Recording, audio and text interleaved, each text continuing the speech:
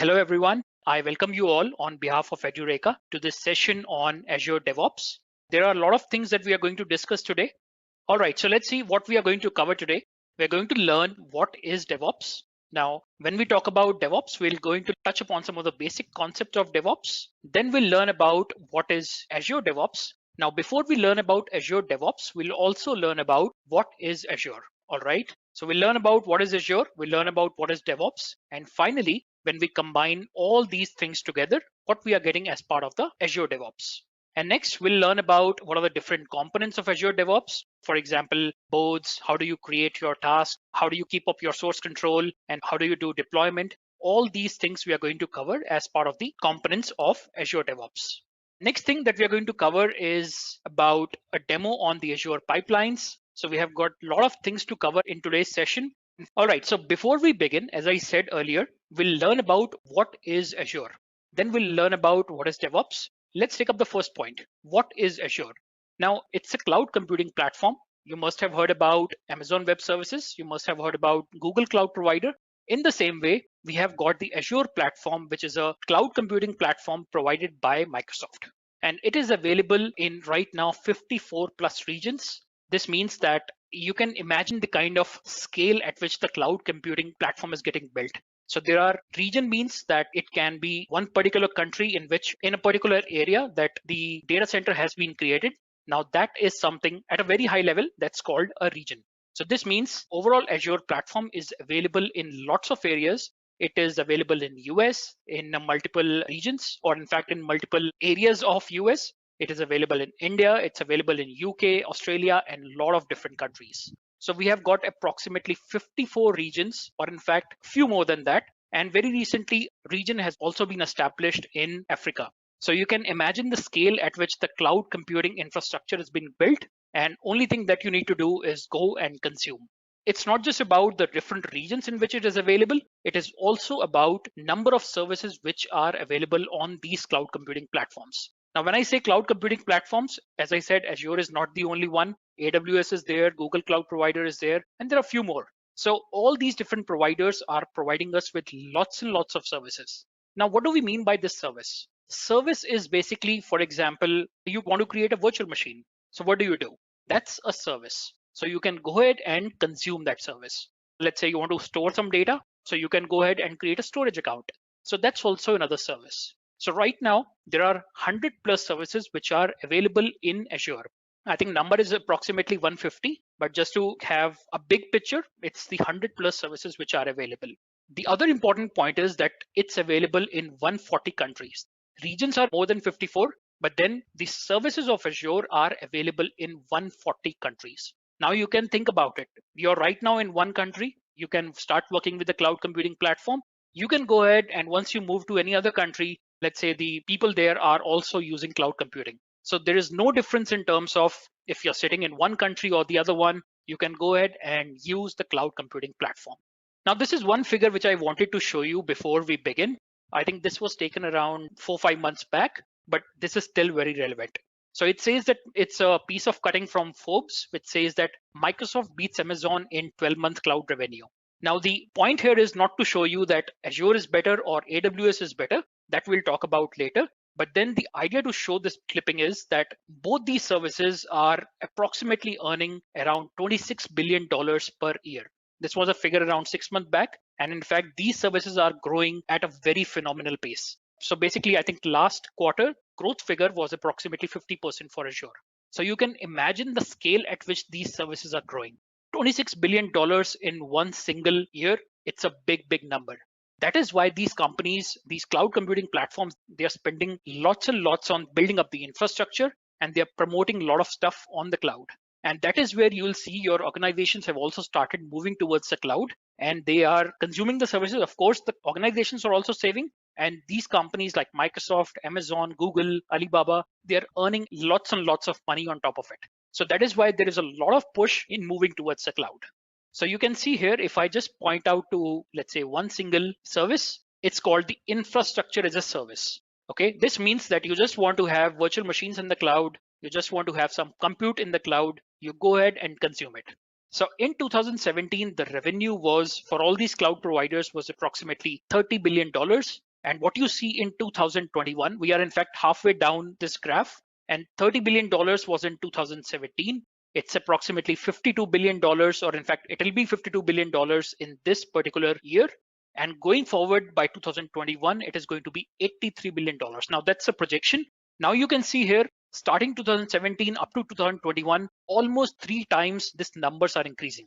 So you can see how fast these companies are moving towards the cloud platforms. One other thing I can show you here is, for example, SaaS services. This is like a software as a service, which many of you might have heard, or in fact, most of you might be knowing about it. So approximately it was $60 billion in 2017. Now this is approximately going to touch $117 billion in 2021. So again, you can see the scale at which these services are growing. So that is why it is very important for all of us who are into the IT sector to start moving towards the cloud. Okay, as a developers, as administrators, as the operations guys, it is very important for us to start moving toward. One last thing which I want to show you is, this is a figure from Gartner, which says that as of April 2018, AWS and Microsoft are the leaders in the cloud computing platform. Of course, there is Google, which is also a leader, but it's still not as close to what Microsoft and AWS are doing.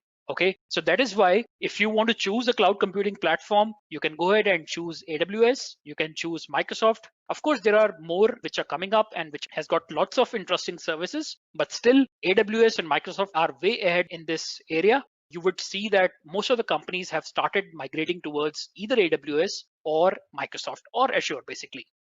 Last thing, which as I said, so there are 54 plus regions, and one region has just come up, I think, in the last couple of weeks back in Africa as well. So this is one figure which tells us where these regions are located. So if you guys are joining from India, you will see that West India, Central India, South India, in all these places, Azure has went ahead and set up a data center. On the left side, you can see in US, in Canada, a lot of data centers have come up.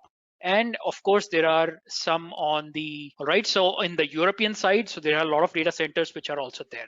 Okay, so this is how the Azure data centers have come up across the geography, and you can go ahead and consume resources or build your resources in any of these regions. All right, so let's get going now. I think we have already talked about what is Azure, but let me just slightly brief you on some of these services which are available in Azure. So we have already talked about this stuff. What is Azure? When we talk about the features of Azure, the first thing that has come up is on-demand provisioning. What does we mean by on-demand provisioning? For example, if you are working in your on-prem environment, what happens? Let's say you have an e-commerce site and your requirements are suddenly growing. Now, what will you do? You will actually go ahead and say that I need more physical servers to handle that demand. So when you say that I need more physical servers, this means your company will have to raise up a purchase order. You'll have to provision the machines or basically buy the machines. Once you get those machines, you put it in your data center, then you do all the configuration changes, you do all the deployments, everything needs time. Okay, of course, you need to have some cooling in place, you need to have networking in place. All this stuff you have to do in order to scale your applications or even start building a simple application, okay, in your on-prem environment. Now, when we come to the cloud, it's an on-demand provisioning, which means now if I want to start building an application, I can simply go ahead and provision a particular resource in the cloud or pick up a particular service and provision it in the cloud in just a matter of seconds. All right, so this is what we get when we move to the cloud. If I want to scale, if I have, let's say right now 1 VM, and suddenly I want to scale it up to 100 VMs, can I do it on-prem? Very, very difficult. So when it comes to the cloud, scaling from 1 VM to 100 VMs is just a matter of seconds. All right, so this is what we called as a on-demand provisioning. Second thing is about scalability, which I have already just pointed out. So if you just want to scale out, which means you want to add more and more resources in your applications, you can do it in matter of minutes and seconds. The other important point to note here is that in case your e-commerce site requires a lot of resources during the festive season, so you go ahead and provision these resources in your on-prem environment and that's it. But after the festive season, what happens? The demand comes down.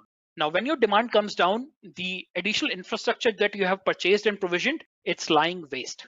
Okay, so in those cases, you have already spent the money as part of your capital expenditure.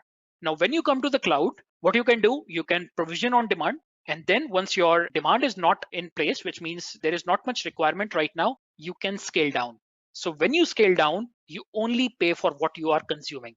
That is the point number 3, pay as you consume. So if you are right now building a normal, very small application in your dev environment in the cloud, you just pay for one single VM. When you put it to production, you want 100 VMs, you can simply scale up to 100 VMs and you pay for 100 VMs. Tomorrow, if for your e-commerce site, if the festive season is over, the demand comes down, then you can scale down all the machines and you only pay for number of resources that you provision. So on-demand provisioning, scalability, and pay for what you are using. Very important points.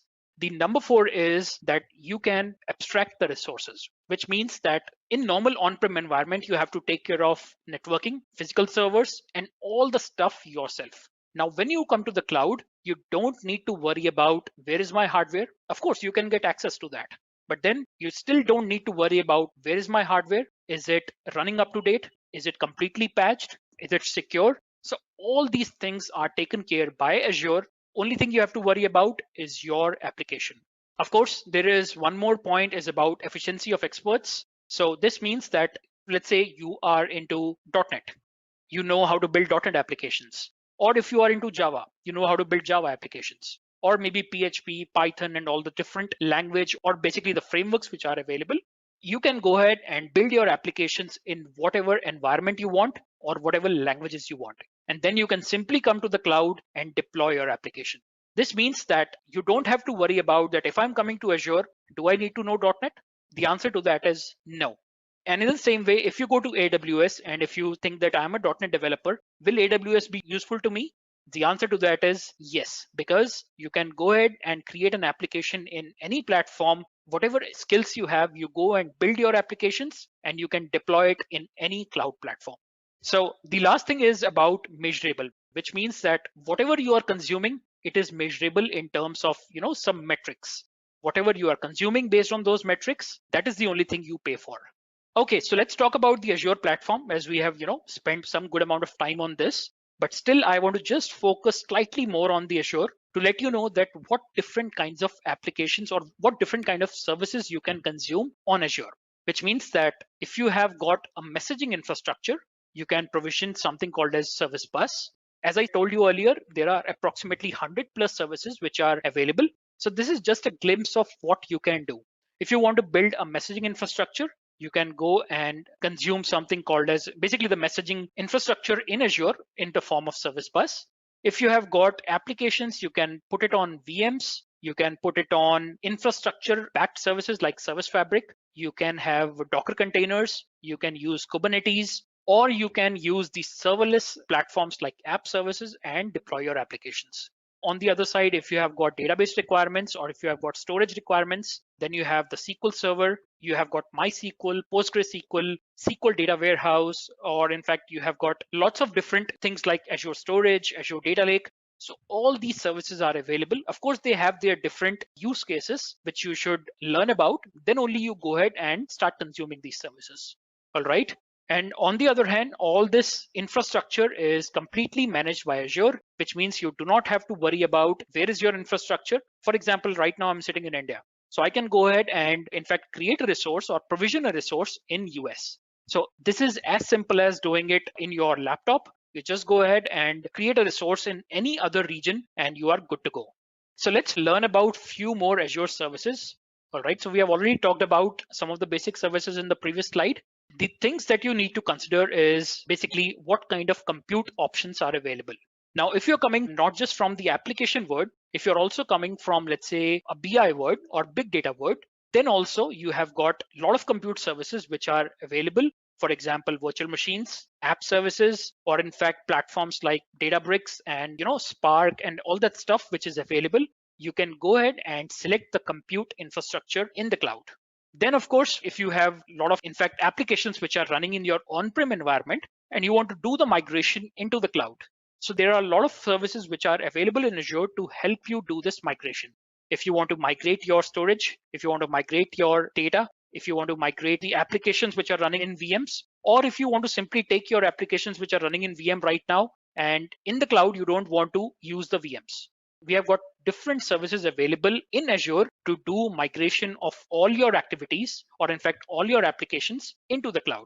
The other interesting point to note is that it's not just about just take your application and migrate it into the cloud.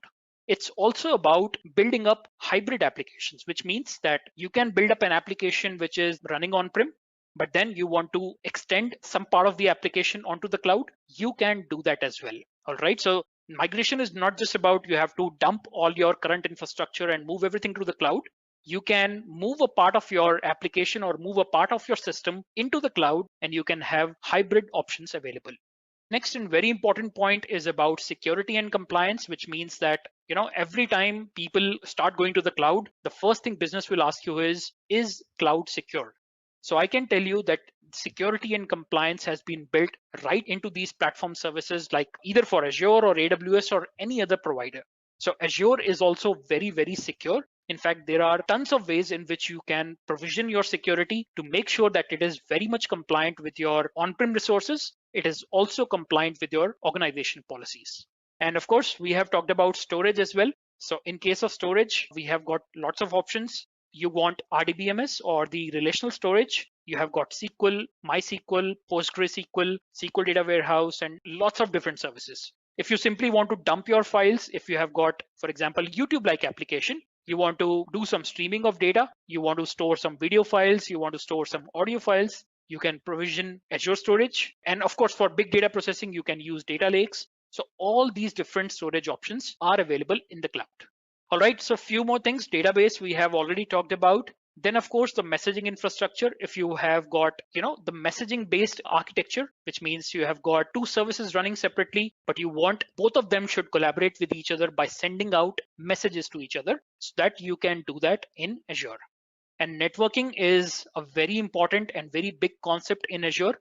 Just like your on-prem network, you can build very same networks in the cloud, and they are as secure as your on-prem networks.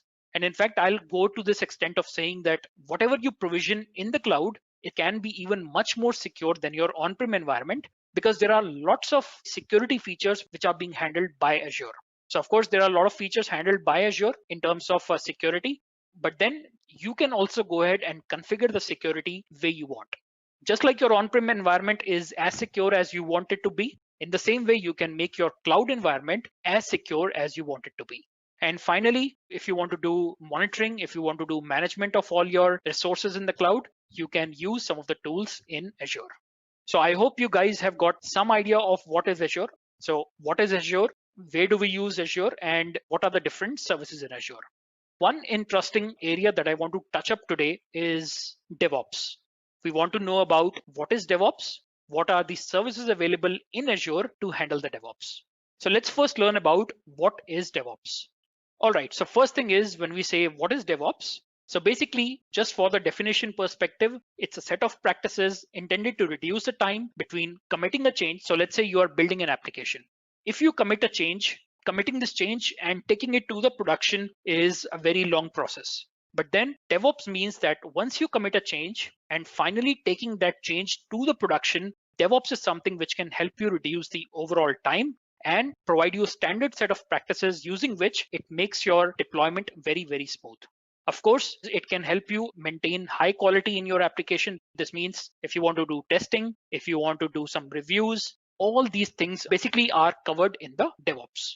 Some of you guys might be coming from the development background. Some of you might be coming from the operations background. So this is a place where both of us meet together. The developer, the operations guys, they come together and work together.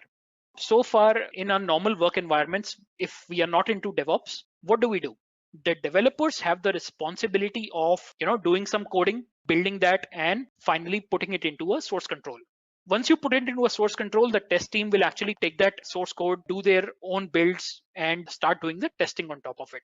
Now, once they are doing this testing, they'll do some test stuff, push it back to the development team, and this to and fro keeps happening. Once all this testing is complete, then you put everything into the operations bucket. Then you tell them that, yes, we are done. We have completed everything. Now you go ahead and make a release of it, do the deployment, do the operations on top of it, keep monitoring the stuff. If you face any challenges, then inform the development team. Now, this used to be a very siloed approach. So developers and testers working separately, the operations guys are working separately, and there used to be a lot of friction between these two areas. So now when we come to the DevOps environment, these two set of people, they have actually become one. which means you together do the development, you together put it into the source control, you do the testing, and finally you go ahead, because it's not just individual people, it's a team. So you go ahead and do the release, you do the deployment, and finally do the monitoring, so that you know, because if you have started developing something, you know that what is the best thing you have developed and how you need to handle that. So this is one area where the developers and operations, they come together and work as a team.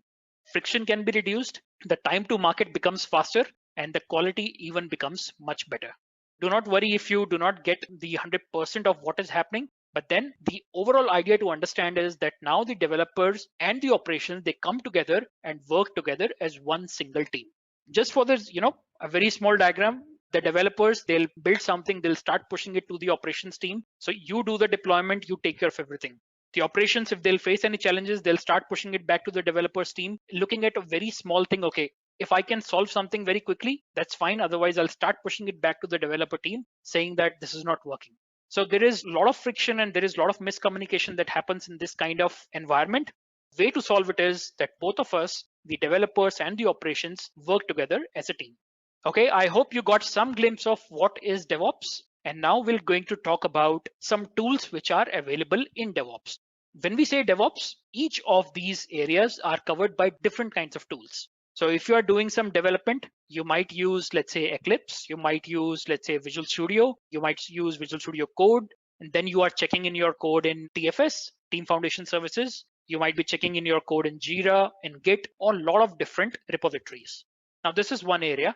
Of course, if you have to do some builds, you can use a Kudu server, you can use Maven, you can use Gradle. So all these different tools are used to build your applications. Finally, if you are done building your code and if you have done all the check-ins, then the testing happens. You might be using Selenium, you might be using Selenium or JUnits to do the testing of your applications. Now, again, you can see here, all these different areas require different kinds of tools. And if you're releasing something, then of course you can use Jenkins and Bamboo to release your stuff. Finally, you do the deployment. All right, so there are different tools to do the deployment, and then you do the operations, which means your operations team is sitting there and doing all these operation stuff, and they are monitoring this stuff using different tools. When we say that we want to build a DevOps platform, we want all these tools, what you see here, to work together so that you can do this activity without having to do any manual intervention. Okay, and this is where we are going to spend our time into looking at how these tools can be used when we go to Azure DevOps. I guess you guys have learned about what is Azure, some basic stuff, and what is DevOps. Now we are going to look into, if I have to do all this DevOps activity in Azure, okay, so what is it that is available to us? And now let's learn about what is Azure DevOps. So Azure DevOps is something which is providing us all the set of tools integrated into one single environment. This means that if you know how to work with Eclipse, if you know how to work with TFS, if you know how to work with Git, Selenium, all these different tools, then you can use Azure DevOps. Or in fact, in my case as well, I didn't know a lot of tools, but still when I started learning about Azure DevOps, I started learning about all these things as well. So you don't have to worry that if you are not a part of any of these particular areas, for example, if you're not part of right now how to do the deployment, or if you're not part of how to do monitoring and you're on the developer side, or basically you are into the development side, then you don't have to worry that will I be able to use DevOps or not? So the answer to that is yes, you will be able to use the DevOps, or in fact, that will help you move towards the DevOps, even if you know maybe a couple of parts of it. So now we are going to talk about what are different components of Azure DevOps. And once we'll see some demos, you will be very clearly able to understand how you can take your application from the planning stage up to the deployment and monitoring stage using the tools in Azure. Okay, so let's learn about what are different components of Azure DevOps which are available. Now, let me just show you all 5 actually. So there are 5 different components which are available as part of Azure DevOps. First thing that we need to know is about Azure boards. There are people who come from the Scrum background.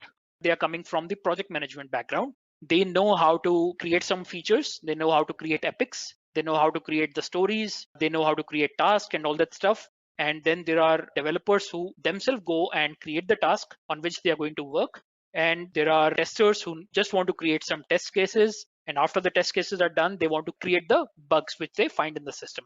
Now, all these activities can be done as part of the Azure boards.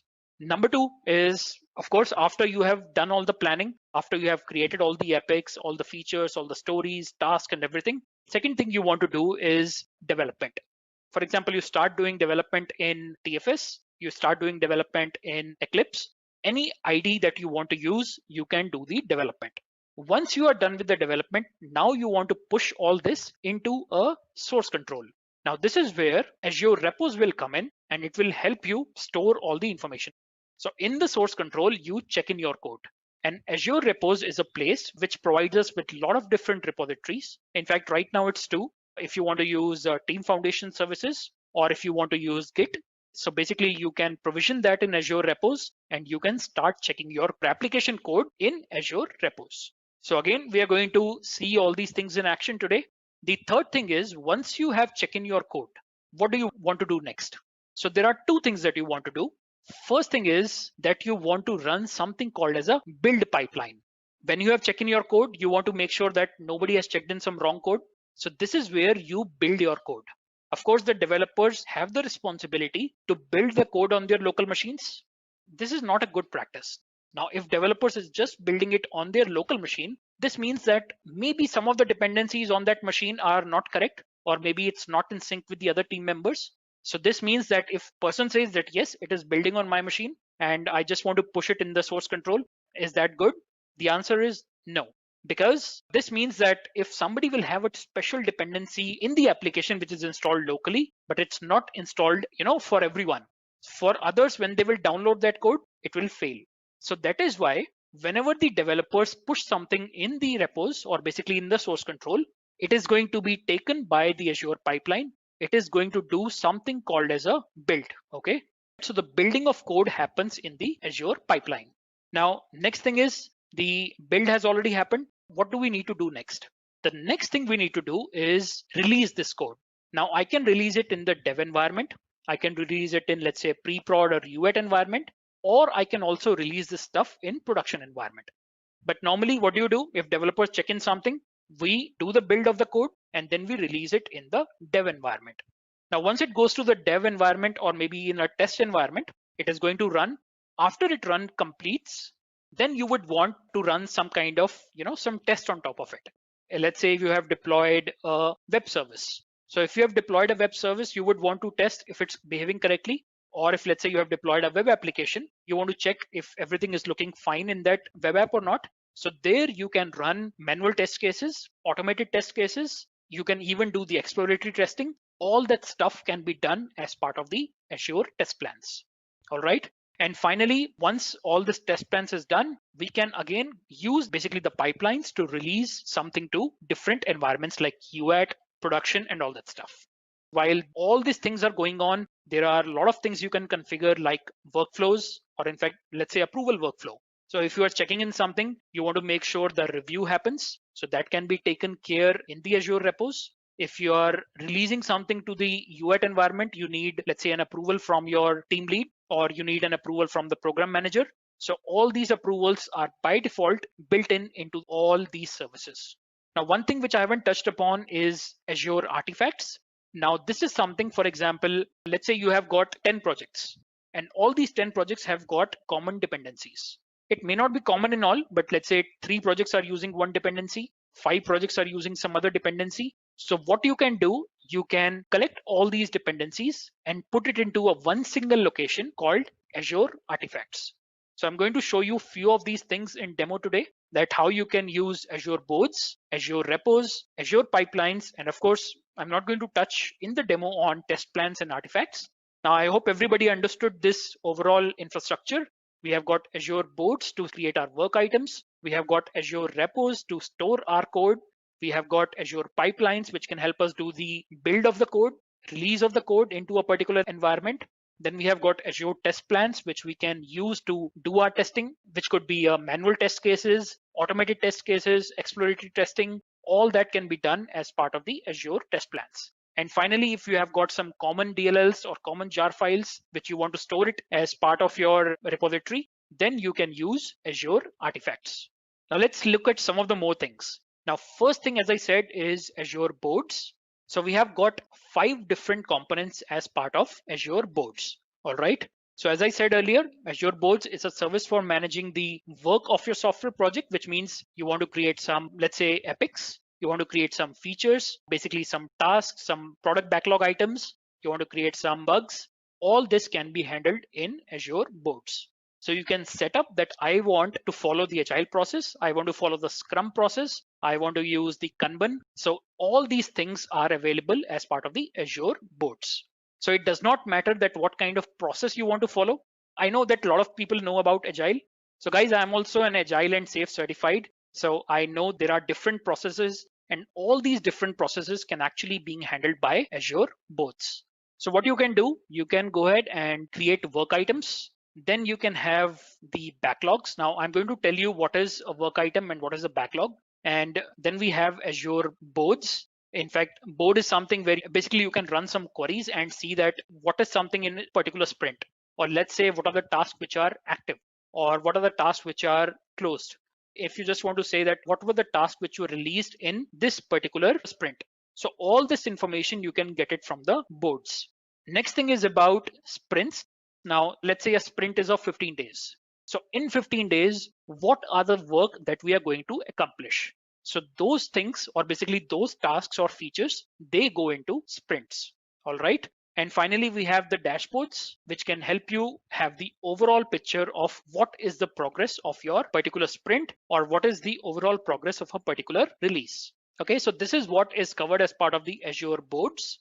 We can just talk slightly more on this, and then we'll see that in the demo. Now, what do we see here? We have got work items, pretty simple stuff. Create, let's say, you can see here, this is a bug being created. This is a user story which is created, or basically the backlog item which is created. Then we have the tasks which are getting created. And the same way, we have got features, we have got epics, which we can create as part of the work items. Then we have got boards. So you can see that what is basically the particular flow of your current sprint, or what is the flow of your project. Of course, we have got backlogs. Now we can arrange what do we want to do as part of the backlog. How do you want to prioritize your different work items so you can deliver your software on time? Next thing is about sprints. If you guys have not worked with sprint, so do not worry, because we don't want to go into the what are the details of sprints. But then sprint is basically, let's say, a small time boxed window in which you can go ahead and deliver a particular part of your product. In your e-commerce application, if you say that we want to deliver the checkout functionality. So let's say if you are ready to deliver the checkout functionality in 2 weeks as part of the sprint, so your checkout feature or your checkout epic will go inside that particular sprint. So once it goes inside that particular sprint, the whole team starts working towards that particular area. And what they do, they try to complete all that stuff during that 15-day time box window. And that is what you can build as part of the sprints. All right, so then we have the final dashboards where you can see what is the current status of your project. Before we go further and look into other different aspects like pipelines and stuff, I just want to give you a small demo of how you can create the work items, how you can create the backlog items, and how you can use the boards. So let me stop here for a while. Okay, and what I'm going to do now is going to go to something called as dev.azure.com. What you need to do here is, if you are not signed in, they'll ask you to sign up or sign in. And once you sign in, this is the kind of basically the dashboard you will see. What you can do here, the first thing you can do here is create a new project. All right, so let me create one. What do you see here? It is asking me that is it a private project or is it a public project? Now, let's say if I want to create a project called My Test Project 4, I'm not going to create it. It takes some time, to set up everything. But what I can show you here is that now it is asking that what is the version control? So basically, where do you want to keep your source code? Do you want to keep it in Git or do you want to keep it in TFS? Okay, so you can go ahead and select the different version control options which are available. Now, of course, I think with time, they will keep adding more and more, source controls or the version control repositories here, which you can use. But most common ones, which everybody knows, is Git. We also have GitHub, which is again a repository for storing the Git-based version control. Of course, there is something from Microsoft which is available, which is the Team Foundation. If some of you guys have worked before with TFS or the Team Foundation services, this is the one. It is totally up to you. How do you want to store your code? So I'm going to select Git right now. The next thing is about work item process. So if you want to follow the agile process, you can use this one.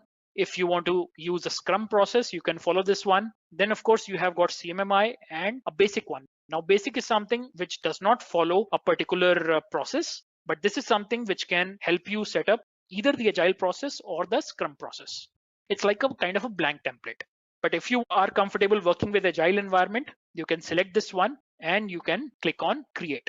Now, as soon as you do that, what you will see, it's something like this one, my test project 3, because I created this one and I added few things here. So I want to show you that. All right. Before we go into inside this particular my test project 3, what are the things you can see here? Something called as Azure boards, which we have already talked about, the repositories, Azure repos. Then we have the Azure pipelines. We have got the test plans, and then we have got the artifacts. The same stuff that we have seen in the slide, it's available on dev.azure.com once you create a project.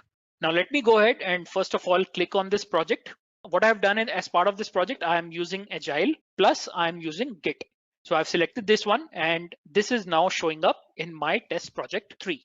The first thing, as I told you, that I want to show you about is boards. Now let me go here. On the left hand side, you can see boards, repos, pipelines, test plans, and artifacts. So I'm going to go inside boards right now and straight away show you what you can do in the boards. First thing is, of course, pretty simple. If you want to do the planning, so what do? You create something called as a, let's say a task, or basically you create a work item. Now work items are of different types. You can have something called as an epic. Now epic is something which is very, very high level. So let's say your leadership team comes up and they define something called as an epic. Now they will say that we want to deliver this kind of project. All right. So there they are defining a particular epic. Now inside the epic, what you can do, your product owners or let's say your project managers, they will go ahead and decide on the number of features that you want to have as part of the epic. Let's say you want to build an e-commerce site. So in e-commerce site, the business says that we want to set up some e-commerce setup for this business. That's an epic. Once you go inside that epic, you will say that I want to create a feature. Now what is the feature here? I want to deliver the cart functionality. I want to deliver the product page. I want to have a recommendation engine, or maybe I want to have a search engine in my e-commerce portal. Now, this is what will be created by product owners, or they will be created by the project managers. Now, when you say I want to create, let's say, a search service in my e-commerce site. So as part of the search service, what do you need? You will go ahead and create some stories. So in the story, what will you say? You will say that I want to have some database ready, which will contain all the information of my products. Then I'm going to have, let's say, one more story for building up a middle layer, which can help me, building some APIs, which can help fetch this information from my database and show it to the end users. Then I'll build another story to say that I want to show it to the end customers. And once you have these user stories, then you go ahead and create task inside that particular story. So let me start building up, let's say, one feature. I'm not going to, go into the complete agile model, but right now I'm just saying that we want to create a feature for, let's say, search in e-commerce. Okay. Just remember, guys, this is not the way we write in agile format. So if you want to, just create a new feature, there is a particular format in which you should create the feature. Basically, the text has to be in a particular format, but that's not the agenda for today. The agenda is to show you that you can create a new feature. You can provide a particular iteration path. This means I want to do it in this particular time frame. Okay, I can create multiple iterations. Okay, and I can put up the iteration here. Now, next thing, what I can do here, I can link it to some existing item. All right, so we'll do it later, but then we'll say what is the business value of this, what is the time criticality, what is the start date, what is the target date which we want to complete this particular feature. This feature is new right now, so let me save it. You can go ahead and provide description. You can use the discussion board to do some discussion on top of this particular feature. And once you are final that yes, our feature details are ready, then what is the next thing? Let me go back to work items. And let's say I want to create a particular user story.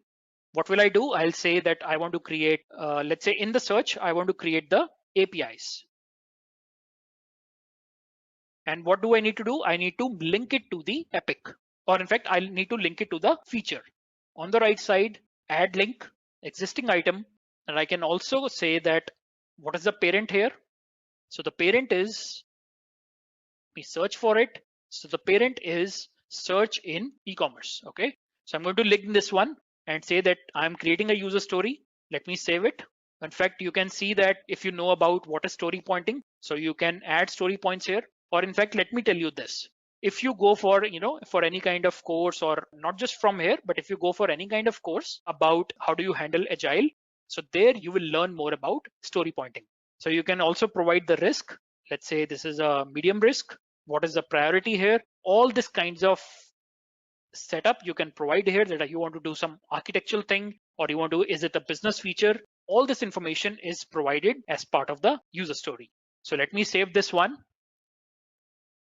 Go back to the work items. So right now this is showing us separately, but once we'll go to the boards, let me go to the backlogs first.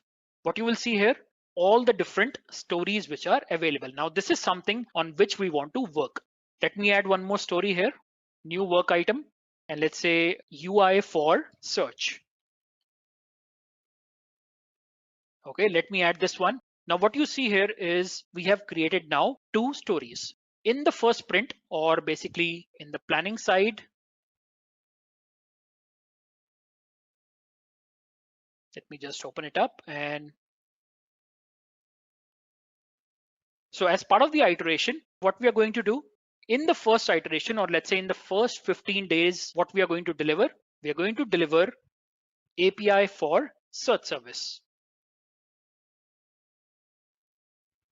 Or in fact, actually both of them have got into the same iteration. So now you can see here, we have got one story which we are going to cover in iteration 1, which is right now the current one, and one story we are going to cover as part of the second iteration. Now, in fact, if you go ahead and add more tasks to it, let's say if I click on, I can even change the priority for this one by dragging and dropping. Now click on API for search service. I can go ahead and click on, or in fact, I can see the whole history of that particular feature, or in fact, that particular user story. I can also go to this particular link, and I can say that I want to add some child items here.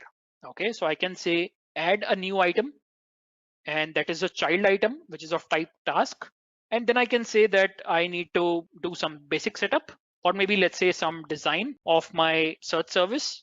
So that is one task I'm creating. All right, so what is the original estimate for creating this particular task? I can say 10 hours. What is the remaining time? 10 hours. Completed 0. And I'll provide some description here and save it.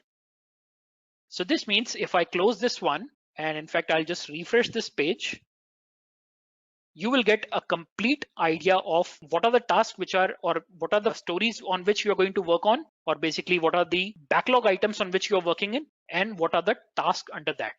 So this is the kind of thing that you can set up with Azure DevOps. I hope this stuff is clear to you guys. So we have got different iterations. Let me click on sprints. So you can see right now, the first iteration is going on and the design is here. Once I start working on this, I can even use the visual editor to make it active. Once this stuff is done, I can even move it to the resolved state.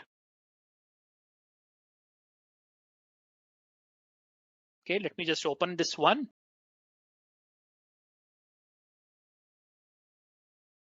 I can just close this task and say that's it. So this is how my overall flow of basically the work items work. Now, next thing which I want to show you is repositories. Repositories, we mentioned that we can use either Git or we can use TFS to basically maintain our source code. I'm just going to show you a demo right now to show you how all this stuff works. So what you will do here, you can set up a repository, which is like a Git or a TFS. Then you can go ahead and start checking in your code.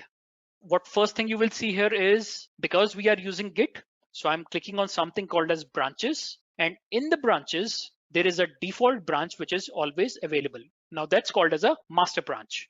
In fact, you can go ahead and create more branches. In some of the source controls like TFS, you will have one single place where everybody is checking in the code. Now, in case of Git, it does not work the same way. It's a very different structure. So what you do is you create your own branch. You work in that branch, which means branch is basically a copy of a master branch.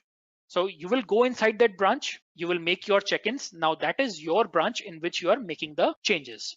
You will do the testing. Once you are completely fine that everything is running fine, then you are going to push those changes from your branch to the master branch.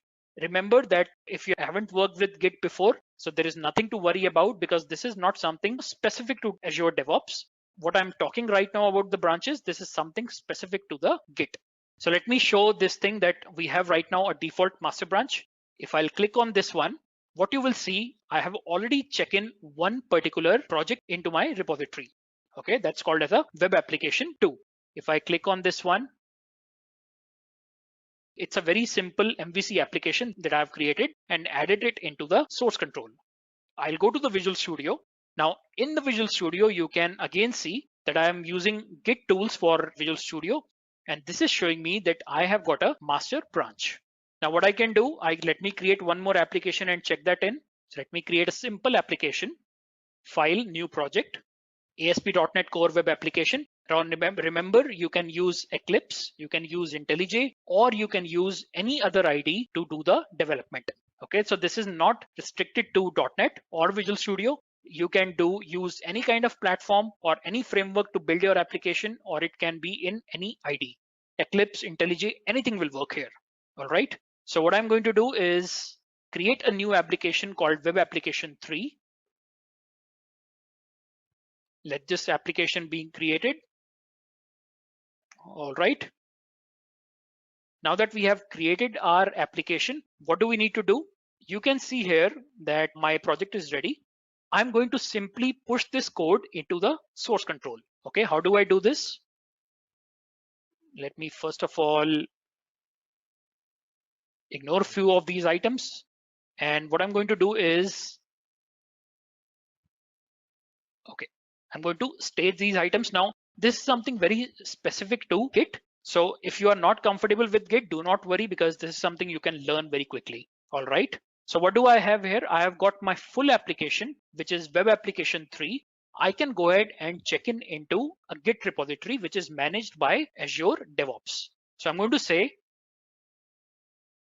checking in Web Application 3. Okay. Also, I can actually go ahead and map it to a work item. Let me click on this one and go back to portal to my work item. In fact, we do not have a work item for development. Let's create one. So UI for search service. Let's go back to the links. I hope you guys remember now. You can click on add link, new item, and let's say we call it build web app 3.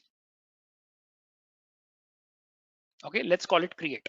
I know this is not the way we write the task, but just to give you an idea that I'm just creating a new task called create web app 3. That's it. So it is going to give me create web app 3 task is ready. I can click on this one and the task number is 10.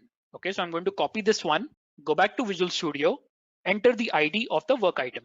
Okay, so I'm going to say 10 is the ID. And you can see basically the related work item.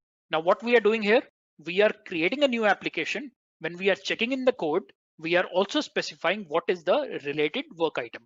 All right, so let me commit all the stuff in the code, sync it back to the cloud, which means now I have checked in into my local environment. I just want to push these changes into the cloud environment. So again, this is specific to Git.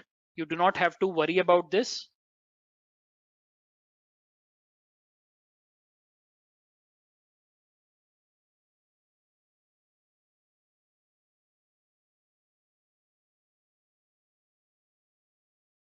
Just give me a second. I'm just something related to, Git. I need to.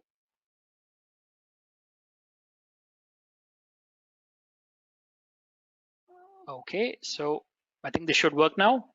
We push these changes.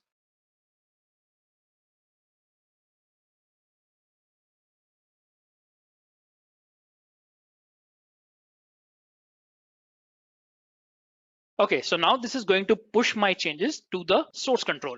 All right, so you can see here it has been successfully pushed to the master branch. If I go back to the DevOps environment, what you will see here, in fact, if I just open up the application as well, so you can see here, this is the parent side and In fact, let me just refresh this one. Okay, so what you see here in the description, or basically in my history, I can see that I have done some check-in here. So it is linked to that particular check-in. Now you can start visualizing this stuff. So you have got tasks, you have made your check-ins. From those check-ins, it is coming in. Once you make a check-in and attach it to a particular work item, it will be linked to that particular work item. So if anybody is going and looking into what changes you have made as part of this task, you can actually go ahead and see all that stuff. Now this is a part of the task. Next thing is, let's go back to the repos and see the commits. Okay, we have made a commit into the repository. What do we see here? We have got check-in web app 3. Okay, so this is what we have checked in as part of the web application 3 that we just created. Now the next thing is, I want to build this application. Okay, so if you guys remember, the second thing was checking in the source code. After checking in the source code, I want to automatically build this particular code. So what do I need to do here? I need to go to the third component called pipelines. I see something called as builds, which means I want to take up this particular source code and do an automatic build of that. So what I can do, I can click on something called as new build pipeline. I've already got 2 created, but I just want to show you from scratch how this is done. So where is your code? It is asking me. So my code is present in a Git repository. So I'm going to select this one. And what is asking me that where is your source, okay? Or where is your Git repository, all right? So my repository is in Azure repos Git. Okay, so I'm going to select this one. You can even select GitHub. For example, if you just want to pick up the code from GitHub directly and use it, you can do it here. Or you have the GitHub enterprise server. If you have got GitHub deployed in your local environment or in your enterprise environment, you can use Subversion, or you can, in fact, if you have got TFS, there's a different way to use it. But then right now we are focusing on using the Git in Azure repos. All right. So here you can see it. I have got my test project 3, which is basically my repository and my team project. Then I'm going to pick up all the code from master branch. Okay, so I'm going to click on continue. And the first thing that I need to do is tell Azure how to build my project. So how do I want to build my project? I want to build this project as part of Azure web app. This means I want to take my code and finally I want to deploy it in a service in Azure called Azure web app. When we say Azure web app, then I want to build my project as part of the Azure web app. Okay. So if you want to do a normal build, for example, of your ASP.NET application, you can do it. If you have got an Android project, you want to build it. If you have got Maven, let's say you have a Java project and you want to use Maven to build your projects, you can do it. You have got Python packages. You have got ASP.NET Core. Then we have got, if you know what is a container, if you want to build Docker containers, you can do it from here. If you want to deploy, basically build and deploy for Azure Kubernetes services, you can do it. Then if you have got just a function, you can build a C# function. You have the Azure web app for Java. So all these things can be done as part of the Azure build pipelines. Okay, so what I'm going to do right now is select a service in Azure. Basically, I want to deploy in this particular service called Azure Web Apps. And that is why I'm going to select this one to build my code. Now, if I have to build my code, what do I need to provide? I need to provide where is my solution. All right, so I'm going to click on this one and tell the system, or basically tell my build pipeline, that it resides in web application 3. Okay, this is my new project that I picked up. I'm going to select this one and click on OK. Then finally provide where is this Azure subscription in which I want to deploy. So I'm going to select this is my subscription in Azure, and what is the name of the app service. Again, there are a few things that we are rushing through. Okay, so this is what we can select. And next thing is I can go ahead and select. So this is what we are going to do. We are going to build as part of the build pipeline.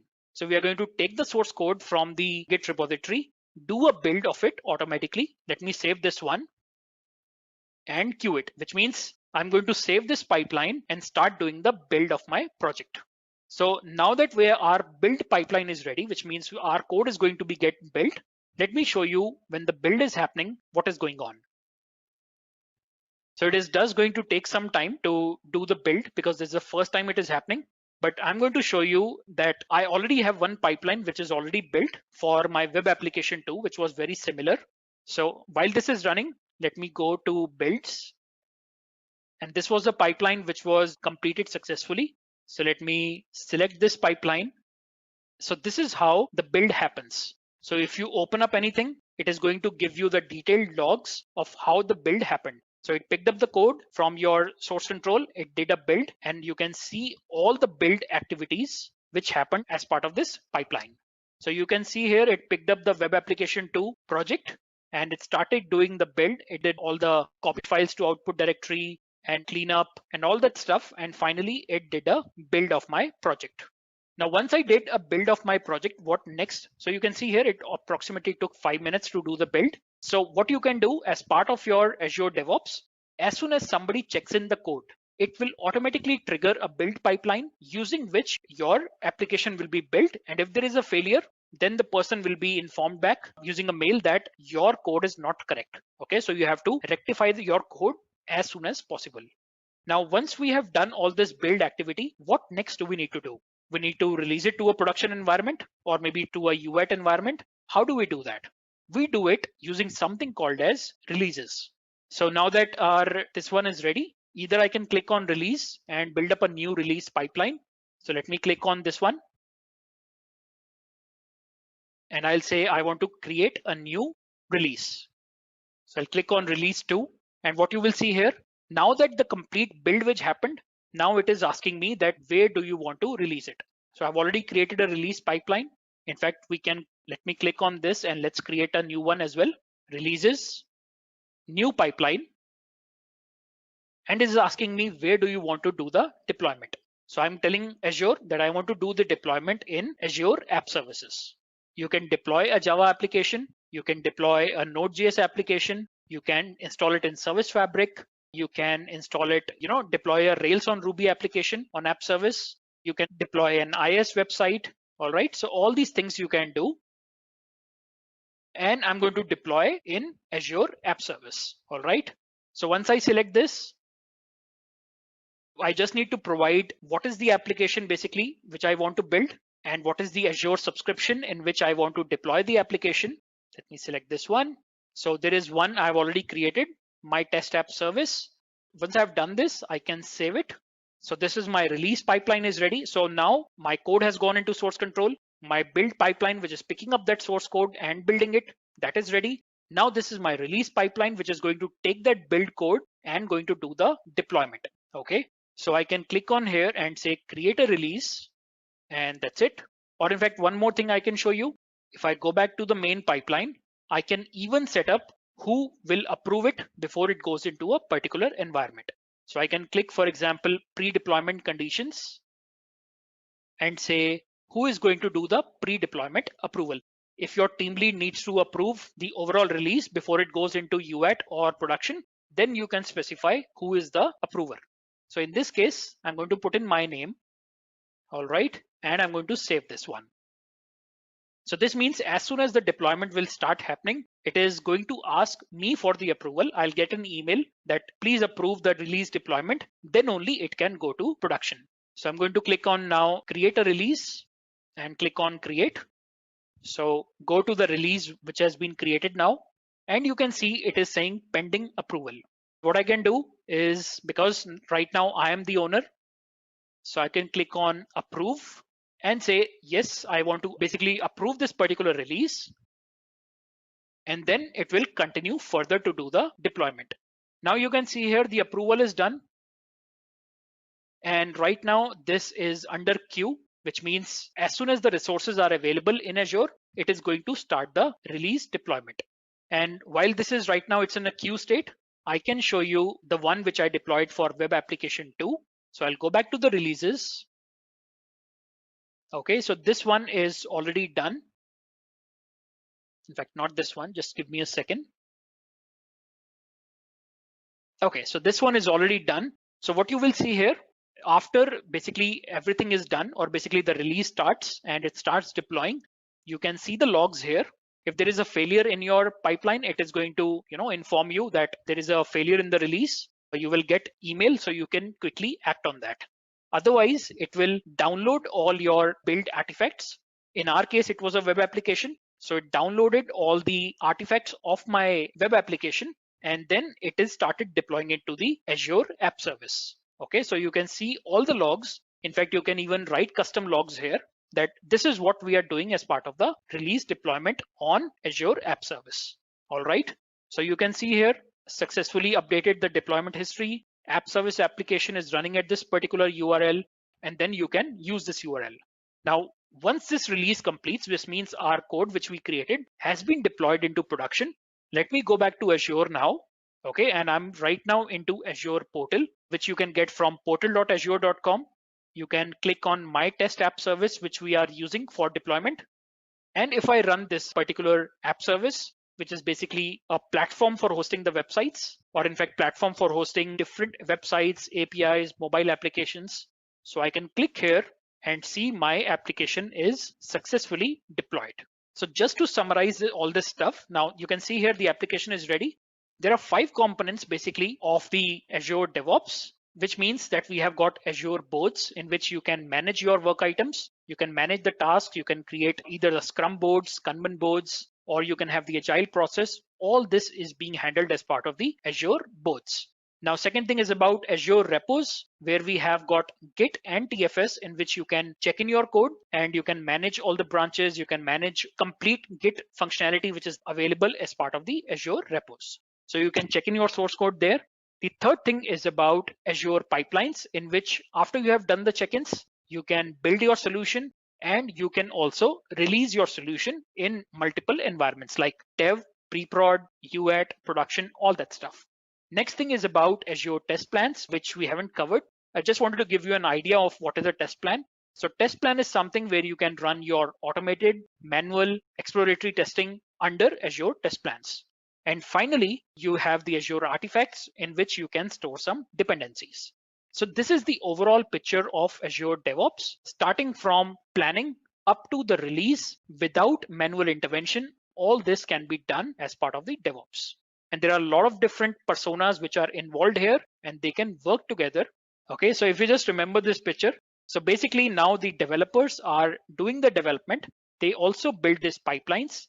They are doing the deployment because now it's completely automated, and they are also taking care of the production or the different environments. That is why now the operation teams are also moving towards the development, and development teams are also moving slightly towards the operations environment. Okay, I hope makes sense to everyone. So this is what we have for today. So thank you so much. Bye-bye.